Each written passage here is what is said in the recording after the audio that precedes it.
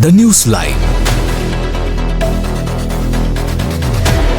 Hello and welcome to People's TV. In this video, we bring you a critical update regarding a warning issued by China about a rapidly spreading ideological pandemic in Sri Lanka. Across the globe, particularly in parts of Europe, large populations have been affected by a destructive mental condition known as Israelophobia. This condition is caused by an ideological virus referred to as radical Islam. Two nations have successfully contained this threat and immunized their citizens against its harmful effects. Those nations are Russia and China, both of which played pivotal roles in combating the COVID-19 pandemic. Sri Lanka, however, is now reporting a growing number of cases of this ideological contagion. These infected individuals exhibit behaviors that threaten national security, compromise foreign policy, and damage our tourism sector. To fully understand the gravity of the situation, it is important to recognize that this virus targets emotional and psychological well-being. It causes what can only be described as a contagious mental illness. Unlike previous global threats, this is an ideological pandemic, making it more insidious than any physical disease the world has seen before. Although we refer to it as radical Islam out of respect for the Muslim minority in Sri Lanka, China makes no such distinction. In its official policy and internal security doctrine, China considers Islam itself to be a virus, a mental infection, and has taken sweeping measures to suppress its influence entirely.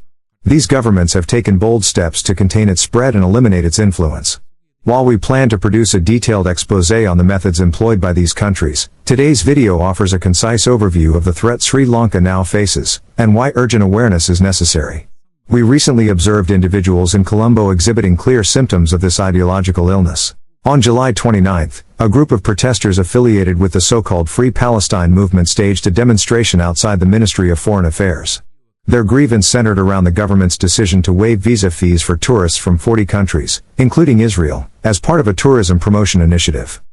These protesters demanded not just a reversal of the policy but a complete ban on Israeli tourists. Such demands are irrational, yet unsurprising when viewed through the lens of radical Islamism. Once a person is ideologically infected, symptoms of Israelophobia manifest in ways that defy logic and reject national interest. Among their claims is the accusation that the policy is unfair and unacceptable. Their rhetoric mirrors the propaganda tactics employed by Hamas and its global network of sympathizers. These individuals insist on banning Israeli tourists under the false pretense of alleged human rights violations in Gaza, yet remain silent on nations with far worse human rights records. This ideological blindness is one of the most dangerous aspects of the illness. For example, while they demonize Israel for defending its citizens, they express no objection to Iranian tourists visiting Sri Lanka. Iran, known as the architect of terror networks across the Middle East, funds groups such as Hamas, Hezbollah, and the Houthis. It pursues nuclear weapons in defiance of international conventions and silences dissent with brutal crackdowns. Still, Sri Lankan protesters infected by radical Islamism show no concern about Iran. Their selective outrage exposes their true motivations. It is not about justice or fairness, it is about ideological alignment. Their hostility is rooted not in facts, but in indoctrination.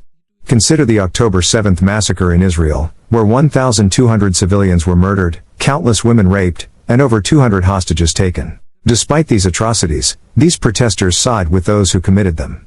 At the same time, they ignore the fact that Iran has long been sanctioned by the international community for crimes against humanity. Yet, these protesters do not demand the severing of diplomatic ties with Iran. Iran proudly calls itself the Islamic Republic. The name alone reveals its ideological stance. Still, these protesters refuse to address it. This silence is telling. Many of them are not even Muslims by faith, yet their minds have been influenced by radical ideology. They, too, are now infected with Israelophobia. These Wokistanis argue that every Israeli tourist is a soldier, as if that alone disqualifies them from entering Sri Lanka. They need a reality check. Compulsory military service is a standard policy in many democratic countries. Israel, yes, but also the UK, South Korea, and Switzerland. Even members of the British royal family have served in uniform. Serving in the armed forces is a duty and an honor, not an act of aggression.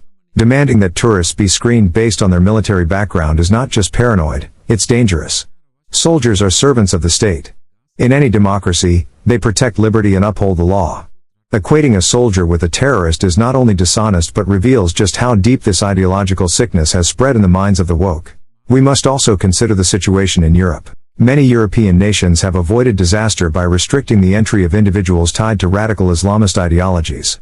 The sad reality is that extremists often engage in terrorism in their homelands, only to discard their disguises and infiltrate Western countries as refugees.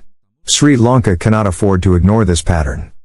The recent protest in Colombo was also highlighted by a Facebook page linked to a website called Groundviews.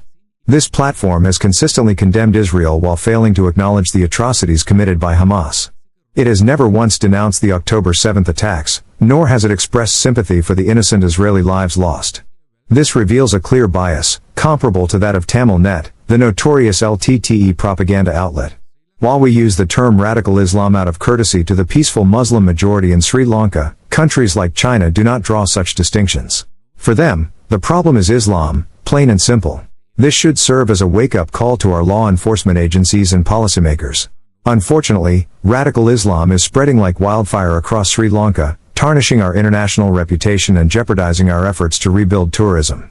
It also threatens our commitment to non-alignment. If swift and decisive action is not taken, Sri Lanka risks becoming a victim once again, just as it did on Easter Sunday in 2019. We remind the radical factions behind these protests that the people of Sri Lanka will not be distracted. The real threat is not Israeli tourists, but the silent ideological invasion taking place along our eastern coast. This infiltration comes disguised as foreign investment, land purchases, business acquisitions, and religious expansion funded by extremist Islamic networks. In conclusion, we urge all Sri Lankans to recognize the true danger. The so-called Free Palestine movement in Sri Lanka is not about peace or justice. It is a front for spreading radical ideology. The threat is not from Israeli tourists, but from the mentally radicalized individuals who align with Islamist extremism for personal or political gain. Stay alert, stay informed, and stay united against all forms of extremism. If this report helped you see the situation on the ground clearly, don't keep it to yourself. Like, share, and subscribe to People's TV, where truth has no agenda, and facts speak louder than spin. Subscribe us for more details.